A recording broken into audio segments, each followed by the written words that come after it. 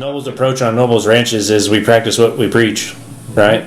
We decided that we're not going to spray chemicals, we're not going to fertilize, we're going to graze, we're going to get really good at it, and we're going to use that to make money. And I think that there's a lot of nuances in there between, you can pick certain things apart, certain practices, but at the end of the day, we're teaching grazing management, focusing on being profitable, and that's the same goals we have here.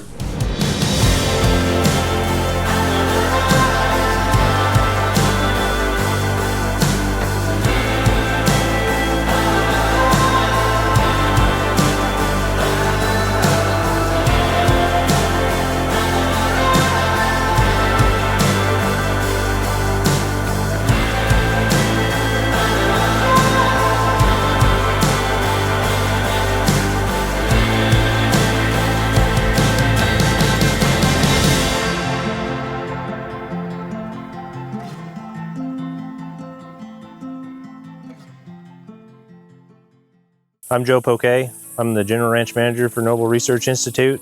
I've been here for 4 years. I guess to me, the difference between sustainability and regenerative agriculture is sustainable. We're working with nature. I think a sustainable program probably doesn't require very many inputs.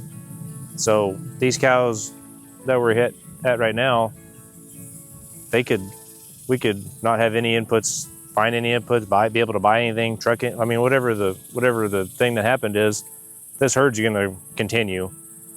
And to me, that is the most sustainable way it is. Is it going to continue without you? That's probably pretty sustainable.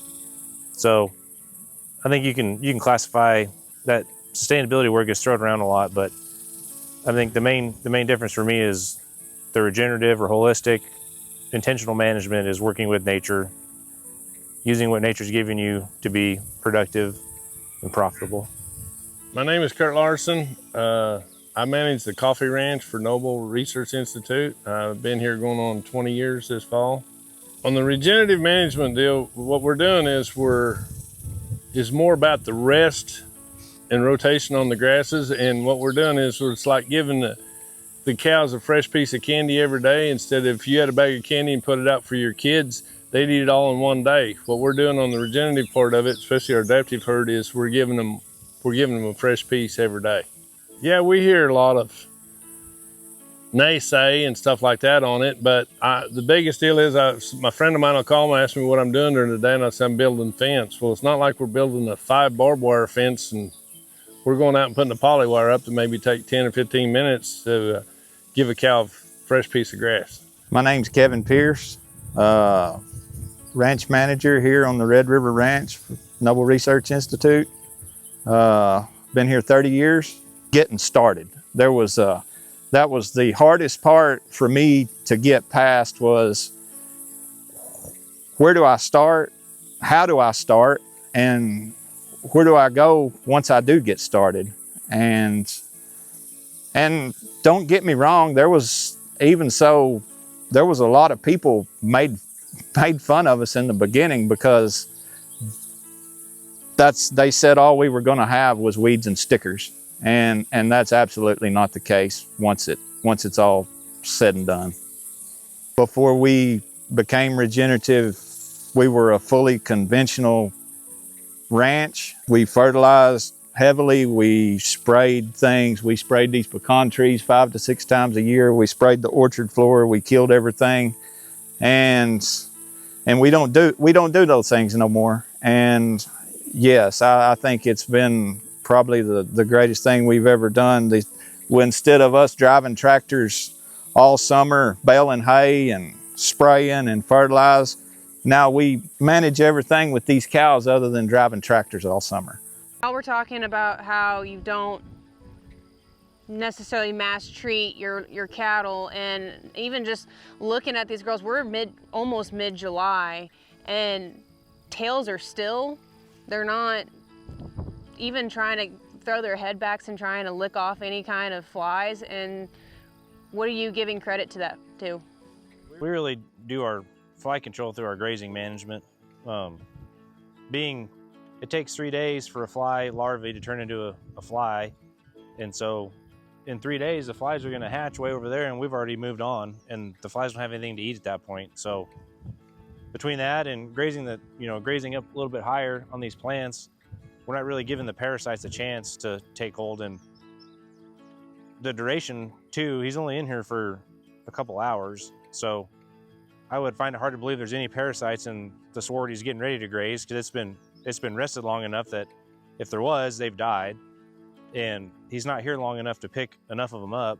So our grazing management, our forage management, I mean, we could take this all the way to the ground if that was the goal, and probably still not have a parasite problem, because he's going to move them right after that into something that's fresh and clean that wouldn't have parasites. They're not even eating what you would consider a pretty pasture forage. I mean, they're eating what most people consider weeds. Yeah, I mean, like I say, we need the diversity, and we want nature to grow here what nature thinks. The soil is growing what the soil thinks it needs, right? It's our interpretation of that, if it's a good thing or a bad thing. Nature is going to do what it's going to do, and this is probably the best thing for that little piece of soil right there to grow, because it's fixing whatever is deficient in the soil. It's telling us something if we can listen to it or understand what it's trying to say. That goes back to our livestock performance too, because the cows obviously aren't just eating all of this Bermuda grass that's down here. It's still got all of its leaves on it. They're coming through, and they're top right here. It's not as much, but over there, and it's going to change where you are too. Just on the other side of this tree, they topped all of that ragweed. Where here, they're not eating as much of it. So something's happy over there, not so much right here. But the cows have to be given the opportunity to select what they want to select for, because they have a nutritional wisdom, and they're going to know in time. Like, you can't just take a cow that's been dry lighted her whole life and throw her out here and expect her to self-medicate herself or understand what to eat and what not to eat. And so that's where, when we keep all of our heifers back, this generational nutritional wisdom just keeps rolling. And like, these cows are gonna, somewhere out here, a cow has tried to eat a branch off of that tree, and it's like, man, that was no good. I don't like that. You know, at some point, like, a calf doesn't know not to eat a tree, right? So the mom teaches it, or the calf learns it from the herd. Well, if the herd starts stripping the leaves off all the trees, that's what they're gonna eat, because one cow tried it and it's like, hey, that's really good. And they're all like, hey, we should try that too. So that's where you have to give them the opportunity to express themselves and to eat what they want to eat.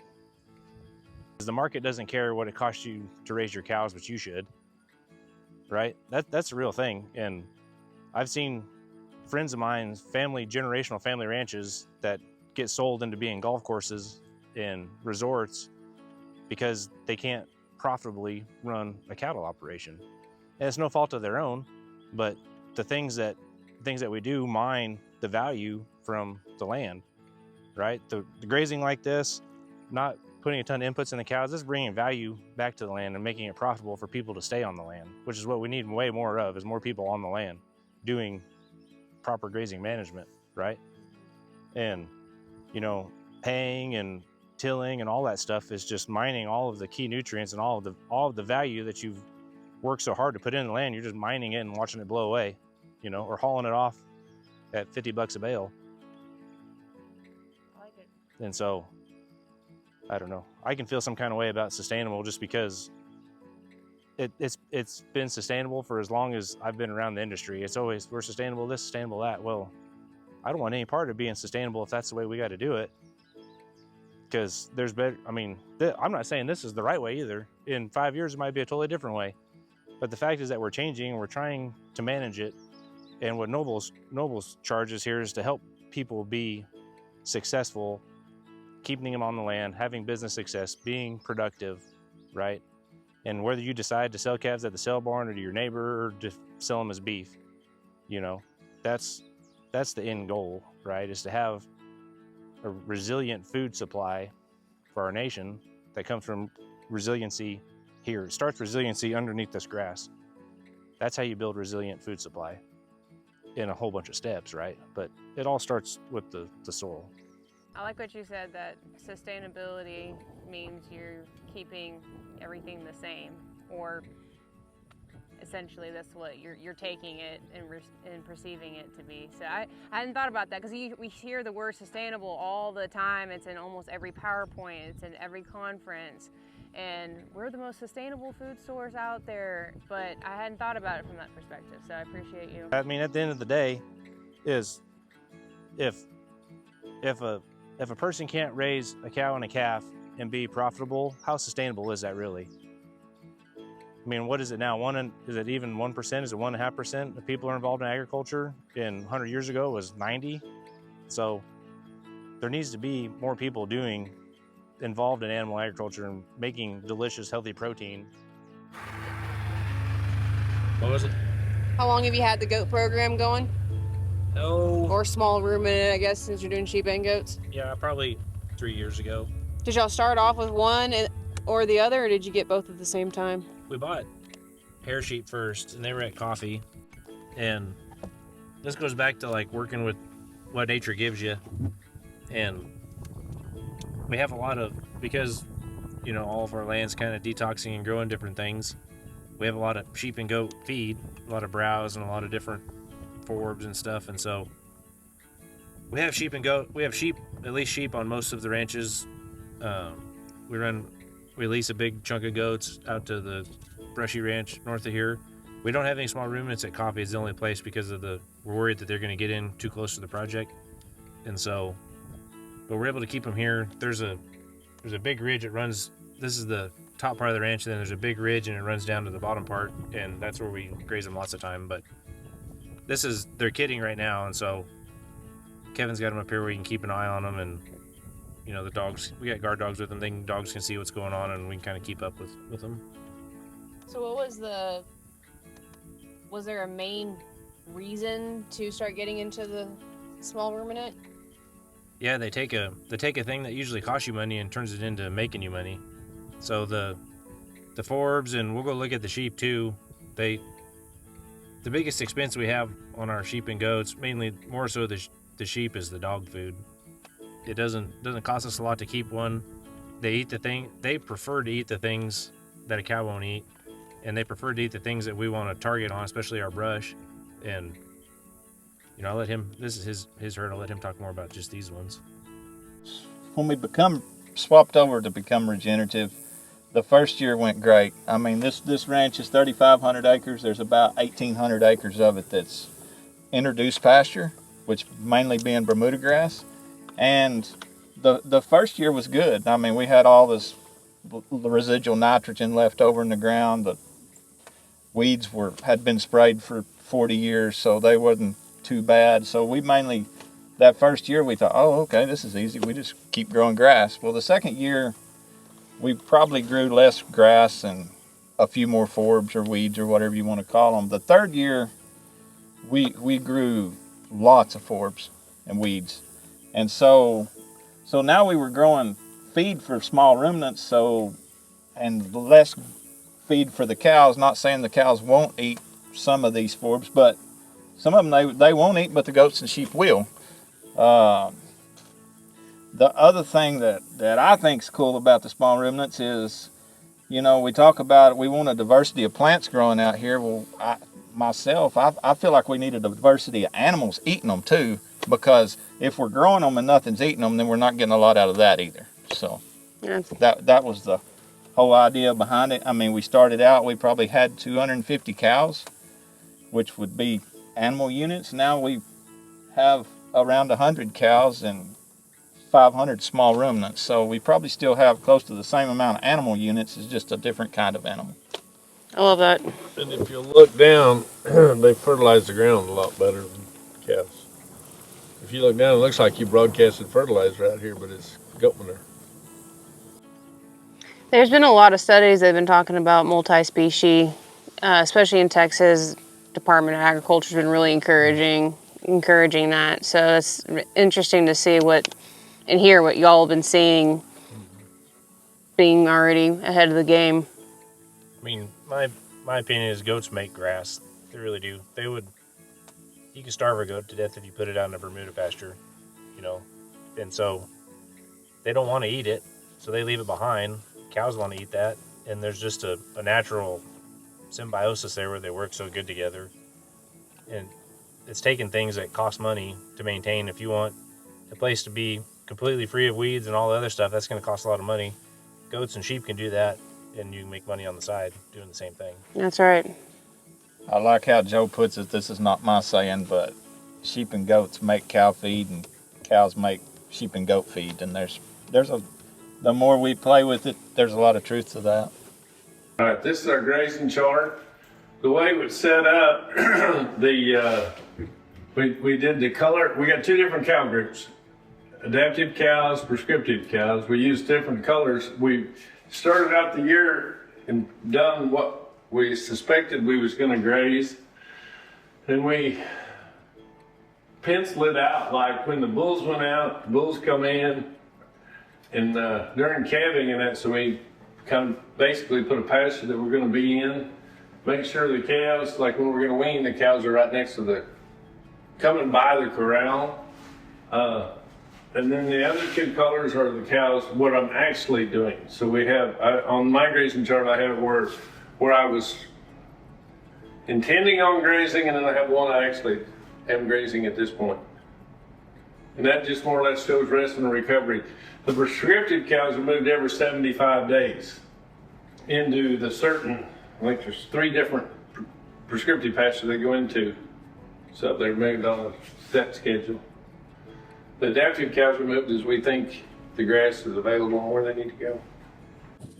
But it's on a, let me turn it around. Solar deal, it's on a timer. So this one was set up to kick off at 6:30. So last night. So while we was at home, I was taking care of my own cows and that tripped off. And when it trips off, that bell goes like that, and then the cows go in there.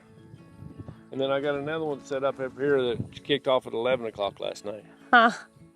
So they preach, you know, your bricks is higher in the afternoon and that, but sometimes when it's this hot and we're trying to breed cows and that, we move them at night. So in the summer, y'all are doing it at night, or is it, and then in the falls during the day? Okay. We change it up. I'll show you one pasture we did it when we grazed in February. We moved them during the day, but like when it's this hot out and then I try and move them at night. Okay. But Gotcha. It's just real weird. You can see how they come through here on their own. I mean, they did knock my post over.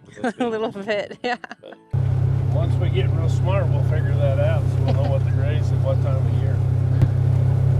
And that's all a part of it, because they clip this, they see what's in here, they weigh it, measure it. This is the other pasture now. Now this one I haven't been in I think it's 60 days. I come into it, and as soon as I get done with that pasture, they come right into that end, and we'll start back this way. Wow. And we'll do the 4 days of graze, or 4 moves a day split on it too. On that candy deal too, they get to eat the candy because you're letting it grow. Yeah. Mm-hmm. It's getting enough rest to grow what they want to eat. Yeah, so they get new candy every time we come back. Fresh candy. But you can see the grass in here is probably a little better, quite a bit better. Now we haven't grazed it yet, but it's still, you got a lot more native grasses in here.